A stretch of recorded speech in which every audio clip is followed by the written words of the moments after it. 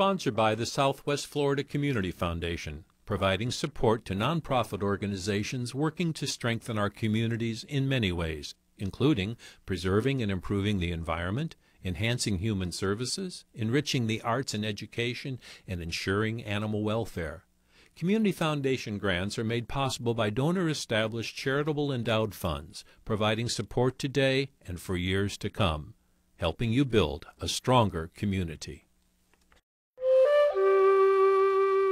For more than a millennium, ancient cultural peoples of Florida, the Calusa, Tequesta, Timucua, Tocobagan, Apalachee, Tallahassee, and other smaller tribes lived in a harmonious relationship with the sea. Like contemporary indigenous peoples throughout the world, the ancient cultured tribes had a deep cultural and spiritual relationship with the oceans. Anything that would threaten or harm the marine environment was unthinkable. It was a serious violation of tribal law.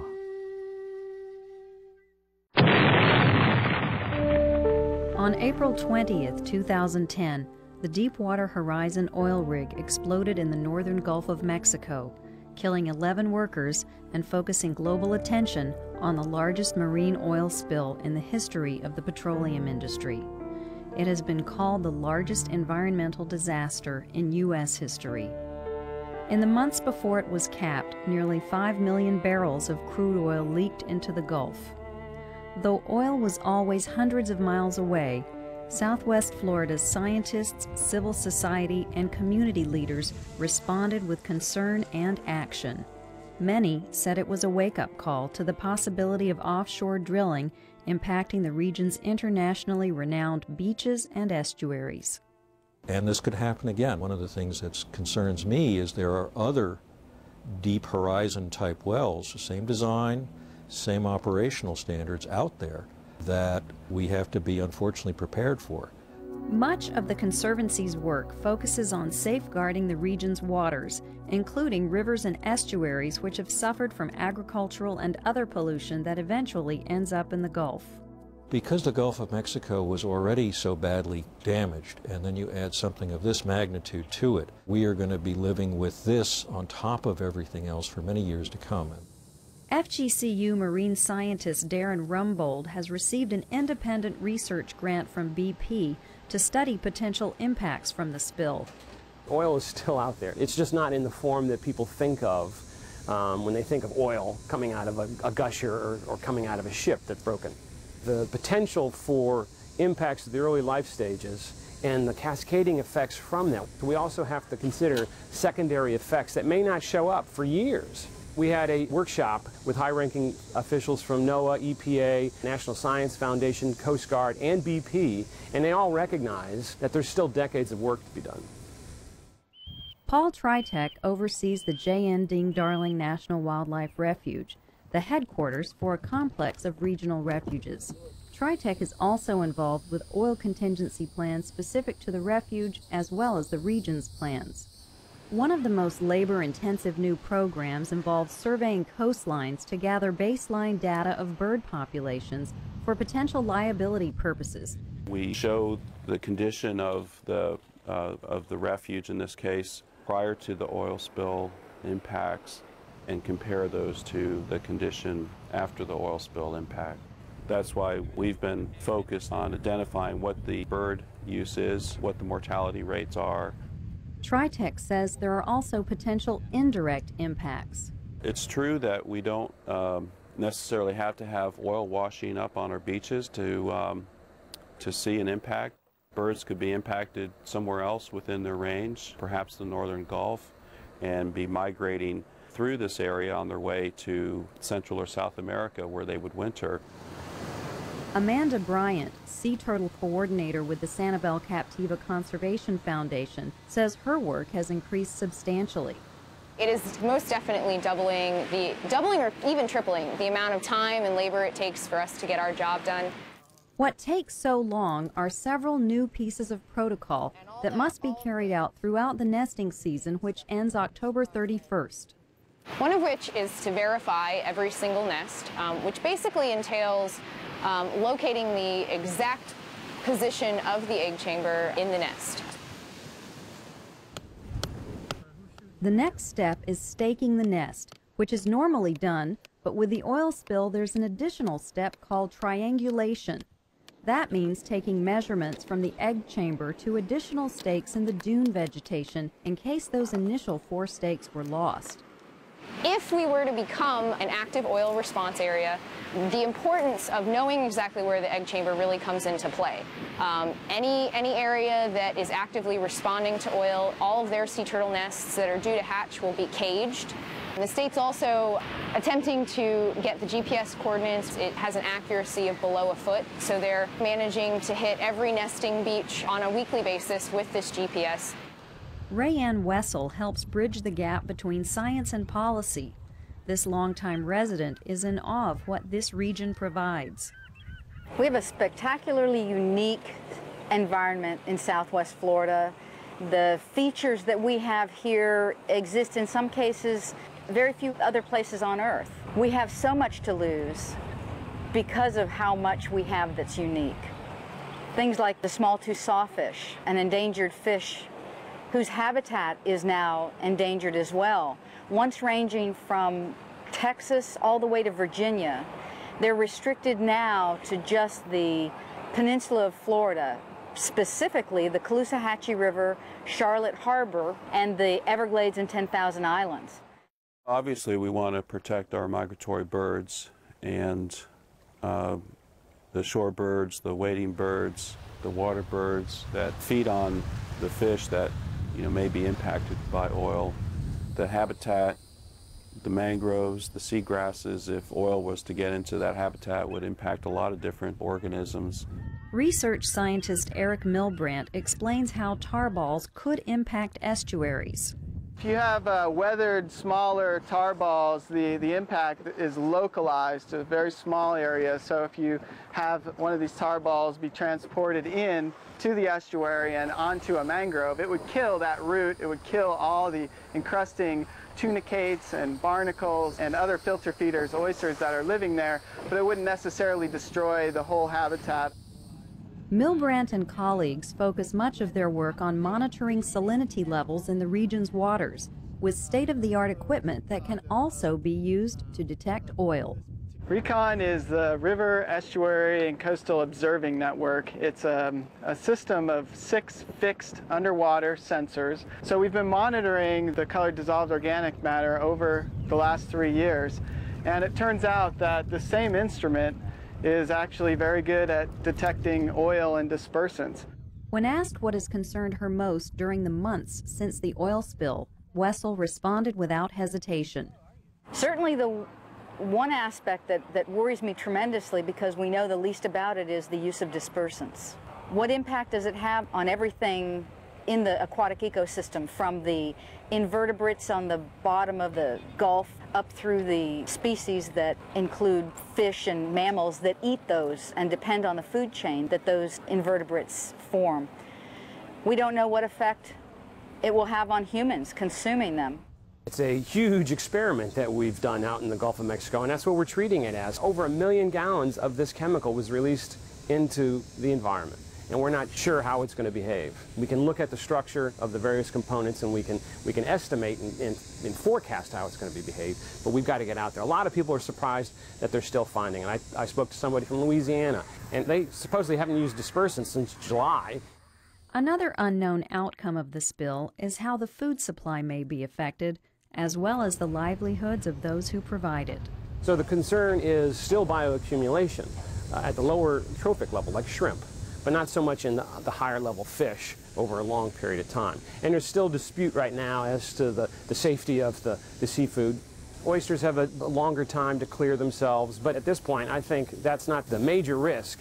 The risk is to the environment at this point, from low-level concentrations impacting early life stage organisms, the embryos and the larvae. It's going to be a long time before we find out what the oil spill did to the bluefin tuna that were spawning in that area at that time.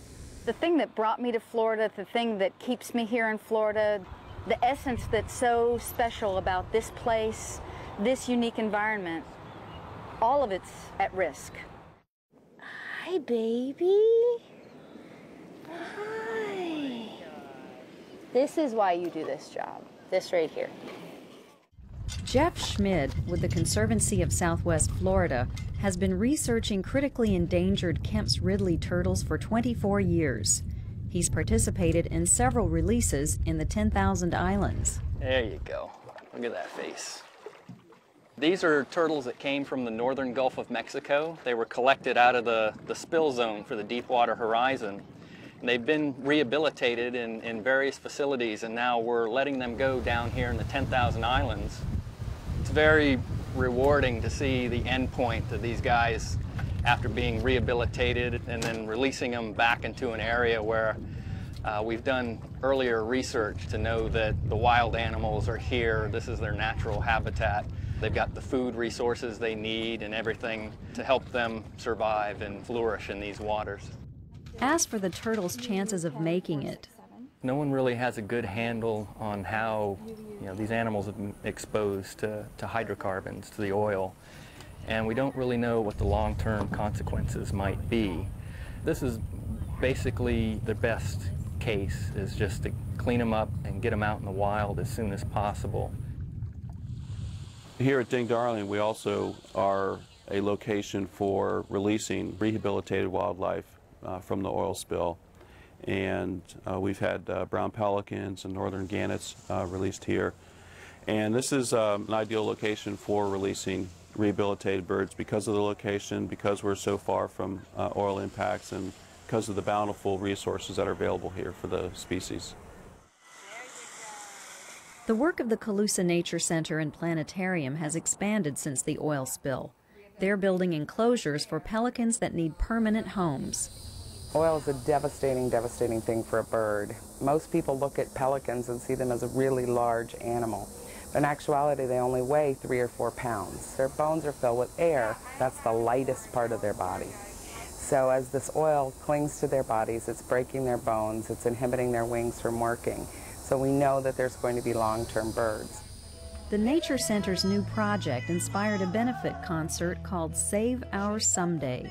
7 bands, 5 food vendors, and then we have about 8 environmental organizations here as well.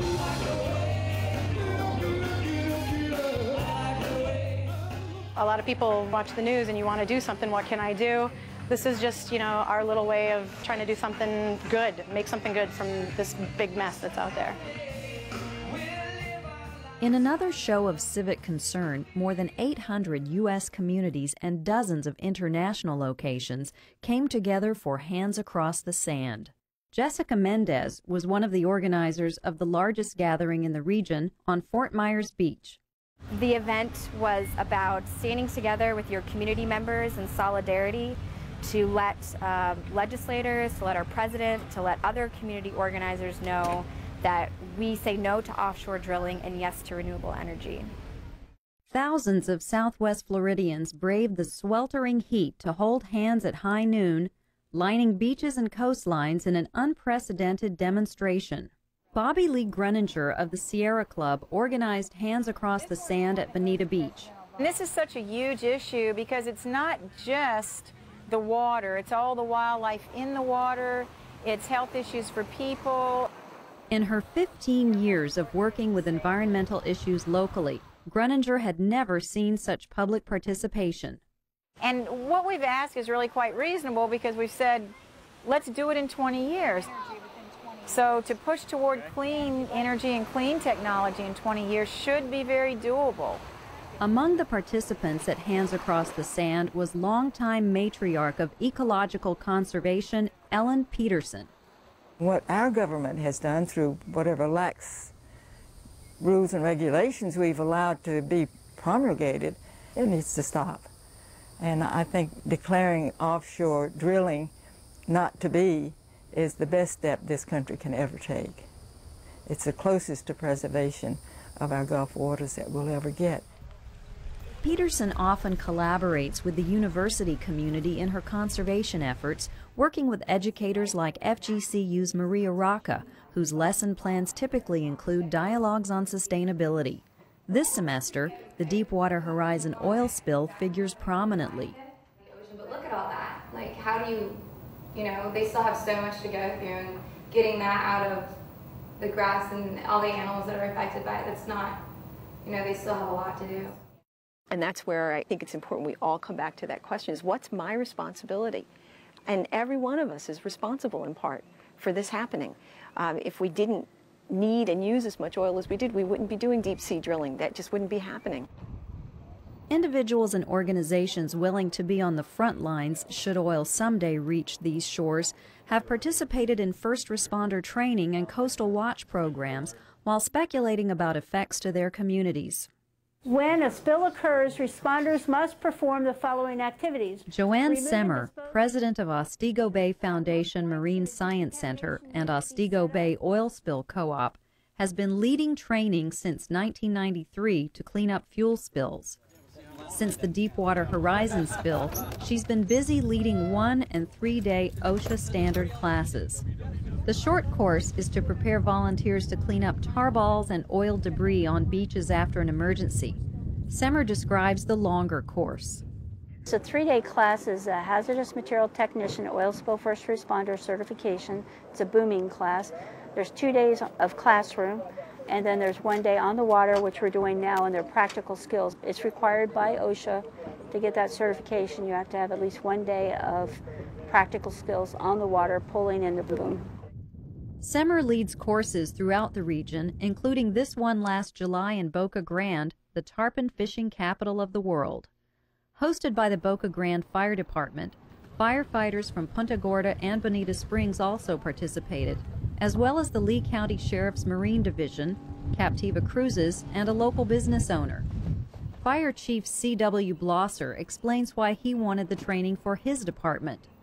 So we want to be proactive with anything that we can in order to prepare us in the event that we do take on oil here on the island, or in the region for that matter. We may have to go help somebody else. Boca Grande resident and business owner Blanche Boudreau is similarly committed. I want to make sure if anything is going to affect our community locally that we're able to respond, but also if we're needed elsewhere that we can go to North Florida and help as well. What we're doing is we're practicing 5 different scenarios: sinking vessels in the water, a deflection boom to keep fuel from landing on a sensitive area on the beach, horseshoes trying to catch fuel in the water itself, and then a sinking boat at a dock. So we try different types of scenarios so the participants can get a better understanding on deploying the boom with wind and current conditions. You know, watching all the news feed, it does get to be very upsetting, and I don't want to get emotional or anything.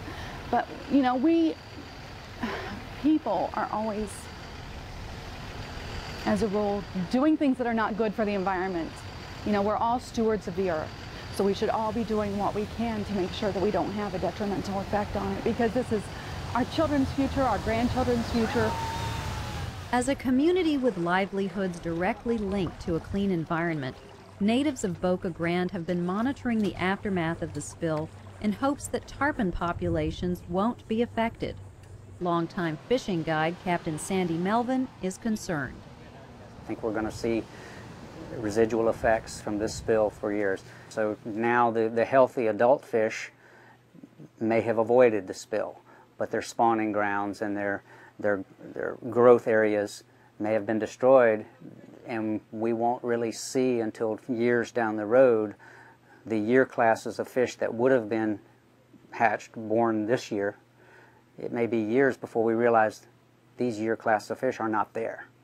So I'm concerned about the attention span, not only of BP, but of the government, to maintain a focus as we move forward the next 2 years, 5 years, 10 years, to actually address the issues that this spill has caused in the Gulf and for the Gulf residents.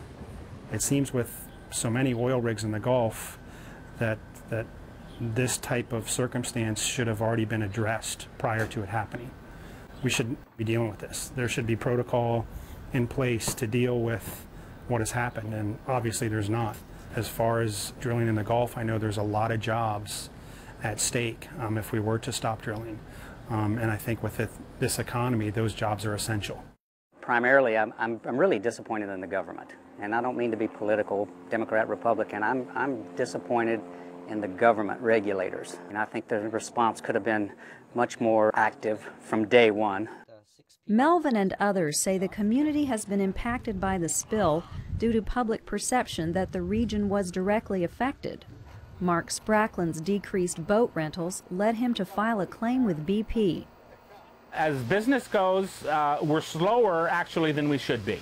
The month of June was quite slow. We were off, by probably 25, 30 boats. It's been very sporadic. 4th of July weekend was abysmal. People calling me saying, Mark, we're going to cancel our boat rental. They were probably in Michigan or Ohio. Spracklin describes filing for damages with BP. I needed a profit and loss sheet for 2 years, and I also needed a 2-year income tax statement, amongst a few other things. For those who filed claims with BP but need interim assistance, the Small Business Development Center at Florida Gulf Coast University is handling the state's emergency bridge loan program. It is intended to provide assistance, temporary assistance to businesses impacted by the oil spill disaster, in providing them loans from a minimum of $1,000 to $25,000, a maximum of $25,000. And the goal of the bridge loan is to help them transition between obtaining a BP claim and continuing to operate their business as this situation repairs itself and comes to an end. While it's too soon to know the extent of economic impacts from the oil spill, tourism is definitely down in the region. Charlotte County likely suffered the most, possibly due to the fact that so many visit to experience ecologically oriented activities like fishing. The consensus seems to be that national news coverage painted a picture of an oiled Gulf without specifying which regions were unspoiled. To help mitigate these perceptions, Lee County wasted no time engaging a celebrity snowbird. Let's do it. Me and Willard Scott going to get a sandwich. Sanibel City Manager Judy Zamamra says being an international tourism destination can make for greater challenges under such circumstances. Sentiments echoed by other communities as well. We would hear from people, if you happen to be in France or Spain, on their news it says the Gulf of Mexico. And just as though if we would hear the Dead Sea had an oil spill, we wouldn't be saying this coast, that coast, near this city. The city of Sanibel invited residents to participate in a volunteer coastal watch program. Developed in response to the oil spill, the initiative will remain in place indefinitely. Sanibel Police Department's Major Michael Murray coordinates the program. We're not going to let this program go just because oil has been capped. I mean, there's still a lot of oil out in the Gulf, so we're not going to just say, all right, well, we didn't have to use anybody. We're going to keep in communication with everybody, make sure they know we're still watching the oil. They would not be people to go out and actually pick up oil. They would not be people that would actually pick up wildlife. They would be out there to identify things that they would see coming in, as well as any impacts on the beach. And then they would call our police department, which would activate natural resources and bring in the federal and state resources. As the initial shock of the Deepwater Horizon oil spill faded in the months following the event, regional awareness turned to potential long-term environmental and economic impacts, and to concerns regarding existing issues from decades of booming development in Southwest Florida. The Gulf is still in very bad shape, and just as we need to do a better job of supervising drilling operations, we need to do a better job for the Gulf as a whole. We are putting too much fertilizer, we are putting too much runoff pollution, we are putting too much sewage pollution in our part of the Gulf.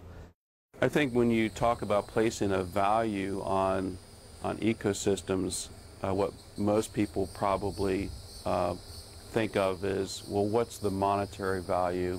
And that is hard to quantify. But how do you put a price on clean water and clean air and food? The Gulf of Mexico is so essential to the life of Southwest Florida. It is economically a driver for us, whether it's our beaches, our $5 billion fishing industry, really a part of what makes this area special, somewhere you'd want to live in. And we can't continue to foul that. from a stewardship perspective, all the life that's being impacted by this, from human to sea life to the rest of wildlife, we have a responsibility for all of that. And then in terms of justice, when we look at the injustice to humans, to people who are losing their livelihoods, I mean, there's so much that we need to be looking at, and every individual has to take some level of responsibility. There will likely continue to be many and divergent perspectives as to how best to manage these interdependent issues. Writer Anne Morrow Lindbergh, inspired by the region's shores, offers some wisdom. I feel we are all islands in a common sea.